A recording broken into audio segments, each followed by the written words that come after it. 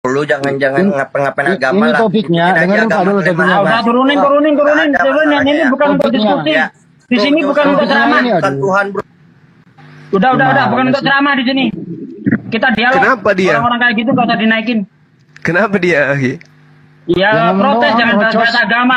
Udah nggak butuh orang-orang kayak gitu. Jangan bahas agama gitu maksudnya. Iya. Malu dia kalau dikulitin.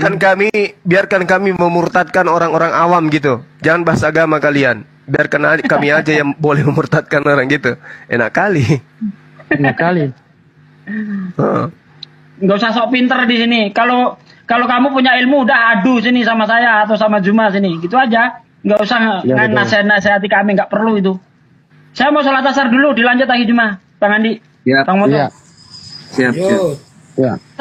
Tadi kan gini topiknya, dia itu ingin mengatakan gini, Yesus sama Nabi Isa itu berbeda, tapi kenapa kisahnya berbeda? Berbeda orang kan begitu. Dia nggak suka sekali sama Nabi Isa, tapi mereka sering pakai nama Nabi Isa. Nah itu juga nggak Ya, bisa dijawab. Begini Gitu loh Bang Handi. Kalau Ya. kalau tidak suka Nabi Isa, jangan pakai kata Allah. Betul. Karena Nabi Isa lah yang menyeru dengan sebutan nama Allah. Ya Bani Israel, inni Rasulullah ilaikum. Jangan gunakan kata Allah. Jangan gunakan kata Rasul. Ini Rasulullah. Hanya Nabi Isa yang mengakui dirinya Rasul. Hilangkan kata Rasul di kitab Anda. Hilangkan kata Allah di kitab Anda. Kalau Anda tidak suka Nabi Isa. Jangan Betul. Anda mengutarakan kata Alkitab. Karena Nabi Isa lah yang mengajarkan Alkitab. Gitu loh. Ganti nama kitab Anda dengan apa kek? Ya. Biblos. Iya. Kalau Anda tidak kenal Nabi Isa. Yang menjadi acuan kebenaran sekarang adalah ketika Nabi Isa diceritakan oleh baginda Rasulullah Muhammad SAW yang datang pada abad ke-6, Rasulullah Muhammad SAW itu tidak melakukan penyelidikan, tidak melakukan sebuah kuliah atau pelajaran di mana mata pelajarannya itu muatannya terkait dengan sejarah Nabi Isa atau Yesus. Tapi sekonyong-konyong dia mendapatkan pemberitaan ilahi dari langit. Nah, kalau Anda kemudian menolaknya, wajar. Nah, yang menjadi masalah sekarang adalah penulis-penulis kitab Anda itu katanya konon sejaman dengan Yesus. Tapi kenapa silsilahnya bertabrakan satu sama lain? Itu satu. Kedua, ketika Anda mengatakan bahwa sejarah yang ada di kitab Anda lah yang paling benar, tunjukkan sekarang di mana posisi keturunan ke-11 murid Yesus, apa nama agamanya, bagaimana kedudukan Yesus menurut mereka, apa nama kitabnya, dan di mana mereka bermukim. Kemana ke-11 murid Yesus ini? Karena yang kami tahu, Kristen itu tidak berasal dari ke-11 keturunan murid Yesus. Kristen itu berasal dari Belanda, dari Inggris, dari Portugis. Nggak ada dari Yerusalem, nggak ada. Nggak ada gerakan yang dilakukan oleh Yerusalem untuk kemudian mengkristenkan dunia, nggak ada. Lalu Kristen ini gerakannya bermula dari mana? Yang kita cari sejarahnya mana? Jadi sejarah apa yang Anda ingin jual ketika yang empunya wilayah, yang empunya kisah tidak menceritakan seperti sejarah yang Anda katakan? Kalau sejarah yang ada dalam kitab Anda itu benar adanya, berarti Yerusalem sekarang ini menjadi markasnya kekristenan. Kenapa? Karena ke-11 murid Yesus itu diperintahkan oleh Yesus untuk menjadikan ke-12 suku Bani Israel sebagai pengikut Yesus. Nah sekarang faktanya ke-12 suku Bani Israel tetap saja menjadi Yudaism. Lalu siapa ini Kristen? Siapa yang ngajarin Kristen ini rupanya? Dari mana asalnya ini Kristen? Itu loh yang perlu saudara tadi jelaskan ke kita gitu loh. Kristen ini muaranya di mana ajarannya? Konsepnya, Tuhannya, kitabnya, itu bermuara dari mana rupanya? Oh dari Yesus, berikan fakta. Yesus mengajarkan Lukas, Yesus mengajarkan Paulus. Faktanya di mana? Ada fakta enggak? Sejarah apa yang Anda ingin jual di sini? Ketika ternyata tulisan-tulisan yang ada di dalam kitab Anda itu hanya dituliskan berdasarkan hasil angket, hasil penyelidikan, hasil dengar-dengar. Gimana ceritanya? Bagaimana Anda mau dikatakan sebagai orang yang benar? Menguji Al-Quran. Dengan cara apa? Dengan mengambil terjemahan. Saya yakin sekali, Al-Quran tertua di Indonesia, negara Indonesia, lebih duluan ada daripada kitab yang Anda pegang. Kenapa? Karena kitab Anda hanya terjemahan. Terjemahan demi terjemahan demi terjemahan pasti memiliki rasa dan juga muatan yang bergeser setiap revisian. Percaya sama saya. Pembuktian sederhananya, babi berubah menjadi babi hutan.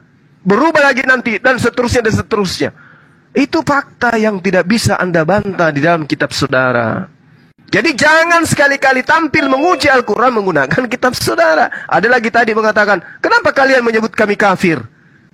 Nah sekarang giliran ditanya, kalian menyebut kami apa? Kambing katanya. Loh, kami menyebut kalian itu sebagai golongan yang menutup diri.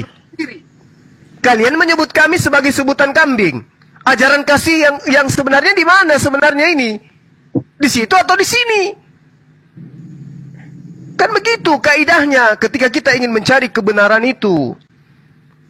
Oh ternyata kami disebut kambing rupanya. Terus kami menyebutnya sebagai orang yang tertutup. Tertutup dari Al-Quran. Apa buktinya? Kasih Al-Quran, baca.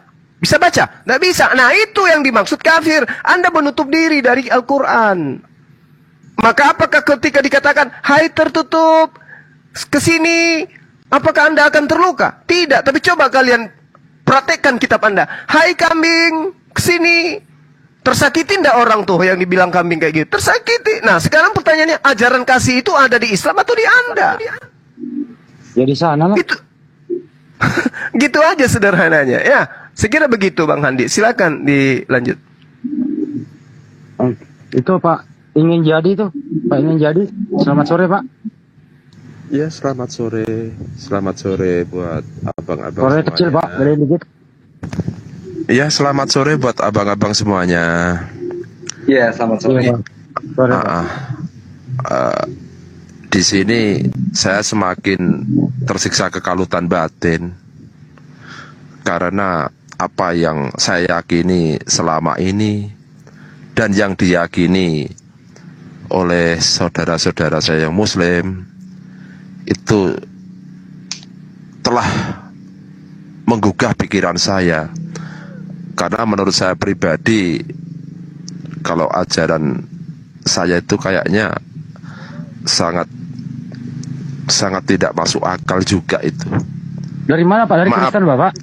Saya dari Kristen dan pengen banget untuk menjadi mu'alaf Bapak. Allahu Akbar.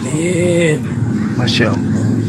Di sini yang mau saya tanyakan, Bapak, gimana sih syarat-syarat untuk menjadi mu'alaf? Bang Joma, silakan Bang Joma. Iya. Baik. Syarat untuk menjadi seorang mu'alaf, yang pertama harus membatalkan imannya dulu. Harus mengakui bahwa keyakinannya yang kemarin itu adalah keyakinan yang keliru. Keyakinan yang kemudian tidak berdasar terhadap ajaran para nabi. Itu dulu. Membatalkan konsep iman yang dianut yang kemarin. Kenapa? Karena terkadang ada orang yang mu'alaf, tapi sekali-kali mereka masih ke gereja. Sekali-kali mereka masih melakukan hal-hal yang dilarang oleh agama barunya dia. Kenapa? Karena pada saat dia ingin mu'alaf, dia belum 100% meyakini bahwa ajarannya itu keliru. Gitu Bang. Itu yang pertama. Yang kedua adalah dia tidak berada pada posisi pemaksaan terhadap memasuki keyakinan yang baru, tapi betul-betul sadar dari dirinya, panggilan hati, panggilan jiwa, panggilan akal sehat. Ingin jadi ini feedback ini, ingin jadi feedback ini saja dulu. Di-mute dulu Bang. Ingin jadi di-mute dulu. Kalau enggak turun dulu nanti naik lagi Bang. Ingin jadi di-mute dulu Kalau enggak turun dulu nanti naik lagi Bang. Double suaranya. Ya, Di mute aja Jadi dulu. Lanjut Bang Juma. Jadi tidak ada kondisi di mana